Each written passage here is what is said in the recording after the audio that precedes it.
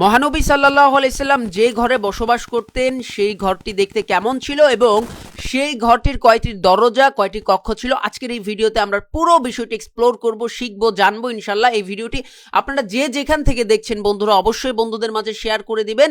এটি হচ্ছে মহানবী সাল্লাল্লাহু আলাইহি সাল্লামের বসত ঘরের একটি রেপ্লিকা এবং এই রেপ্লিকার মাধ্যমে আমরা বুঝবো এবং শেখার চেষ্টা করব, জানার চেষ্টা করব যে নবী করিম সাল্লাল্লাহু আলাইহি সাল্লাম মদিনায় অর্থাৎ মসজিদে নববীর পাশে যে ঘরটিতে বসবাস করতেন, নবী করিম সাল্লাল্লাহু আলাইহি সাল্লামের ঘরটি কেমন ছিল। আমরা জানি যে নবী করিম সাল্লাল্লাহু আলাইহি সাল্লামের ঘর কিন্তু একেবারে মসজিদে নববী এবং এই মসজিদে নববীর পাশেই কিন্তু নবী করিম সাল্লাল্লাহু আলাইহি সাল্লামের ঘর ছিল এবং এই যে ঘরটি দেখতে পাচ্ছেন, ঘরের রেপ্লিকা দেখতে পাচ্ছেন, এই ঘরে বসবাস করতেন আম্মা জান হযরত আয়েশা রাদিয়াল্লাহু তাআলা আনহা। এবং আমরা জানি নবী করিম সাল্লাল্লাহু আলাইহি সাল্লাম নিজেও এই ঘরে বসবাস করতেন। নবী করিম সাল্লাল্লাহু আলাইহি সাল্লাম যখন মদিনায় আসেন তখন সাহাবী হারিস ইবনে নোমান রাদিয়াল্লাহু তাআলা থেকে একটি জায়গা হচ্ছে তিনি উপহার পান এবং সেই জায়গার বিনিময়ে তাকে পর্যাপ্ত বা যে পরিমাণ অর্থ বা যে পরিমাণ উপটখন দেওয়ার কথা তার বিনিময়ে কিন্তু নবী করিম সাল্লাল্লাহু আলাইহি সাল্লাম এই জায়গাটি ক্রয় করে নেন এবং এখানে তিনি তার স্ত্রীদের জন্য টোটাল 9টি ঘর তৈরি করেন এবং তার মধ্যে একটি ঘর, যেই ঘরটিতে নবী করিম সাল্লাল্লাহু আলাইহি সাল্লাম বেশিরভাগ সময় থাকতেন, সেটি হচ্ছে একেবারে মসজিদে নববীর পাশে, বর্তমানে যেখানে নবী করিম সাল্লাল্লাহু আলাইহি সাল্লামের রওজা রয়েছে এবং সেই রওজার স্থানেই কিন্তু এই রকম একটি ঘর ছিল। এবং সেই ঘরে প্রবেশের আগে দেখুন আমরা কিন্তু শুরুতেই দেখেছি যে একটি দেয়াল রয়েছে। নবী করিম সাল্লাল্লাহু আলাইহি সাল্লামের মূল ঘরে প্রবেশের আগে কি একটি বড় দেয়াল রয়েছে এবং সেই দেয়ালটি কি সেটি কোনো কোনো রেওয়াতে বলা হচ্ছে সেটি মাটির তৈরি, আবার কোনো কোনো রেওয়াতে পাথরের তৈরি। এবং এই দেয়ালটি পার হয়ে কিন্তু একটা ছোট কক্ষ দেখতে পাচ্ছি।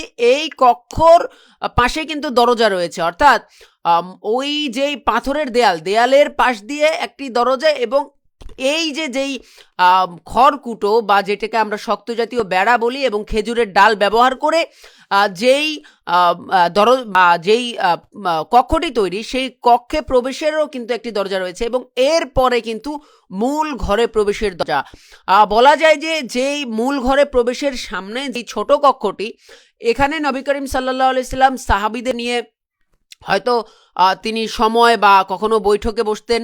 আবার এই যে দেখুন দেয়ালের এপারটাই কিন্তু ছিল হচ্ছে একেবারে মসজিদে নববী, অর্থাৎ নবী করিম সাল্লাল্লাহু আলাইহি সাল্লাম যখন মসজিদে নববীতে বের হয়ে আসতেন তখন এই দরজাটি দিয়ে মহানবী সাল্লাল্লাহু আলাইহি সাল্লাম মসজিদে নববীতে বের হতেন এবং ওপারেও কিন্তু একটি দরজা রয়েছে।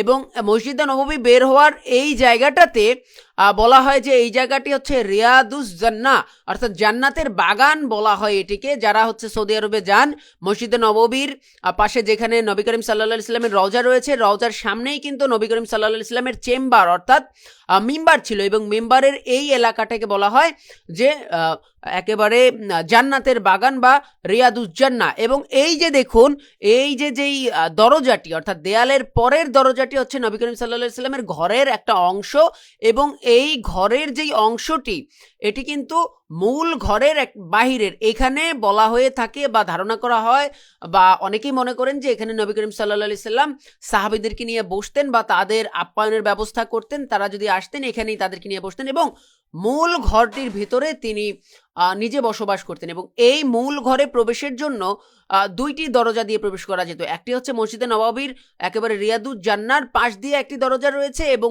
পাশেই কিন্তু আমরা দেখতে পাচ্ছি আরও একটি দরজা রয়েছে। তো বন্ধুরা, নবী করিম সাল্লাল্লাহু আলাইহি সাল্লামের ঘরটি আসলে কেমন ছিল, তিনি কতটা সহজ সরল জীবনযাপন করতেন এবং মক্কার বা মদিনার বা ইসলামের এত বড় একজন মানুষ হয়েও তার ঘর কিন্তু পাকাপোক্ত ছিল না, তার ঘর একেবারেই খুব সাধারণ এবং নেহাত সাধারণ বলা যায়। কিন্তু রাসূল সাল্লাল্লাহু আলাইহি সাল্লাম তার জীবনের সমস্ত আসলে সব কিছুই উম্মতের জন্য, তিনি তার ব্যক্তি স্বার্থ ব্যক্তি লোভ কখনোই তার মধ্যে কাজ করেনি, নিঃসন্দেহে এই কথা কিন্তু তার এই ঘর থেকে কিন্তু আমরা প্রমাণ পাই। বন্ধুরা, আপনারা যে যেখান থেকে এই ভিডিওটি দেখেছেন এবং দেখছেন অবশ্যই বন্ধুদের মাঝে শেয়ার করে দিবেন। আশা করি ভিডিওটি আপনাদের ভালো লেগেছে, ভালো লাগলে কেমন লাগলো সেটিও কিন্তু আপনারা কমেন্টে জানাবেন। এই প্রত্যাশা আজকের মতো এখানেই বিদায় নিচ্ছি। আল্লাহ হাফেজ, আসসালামু আলাইকুম ওয়া রাহমাতুল্লাহি ওয়া বারাকাতুহু।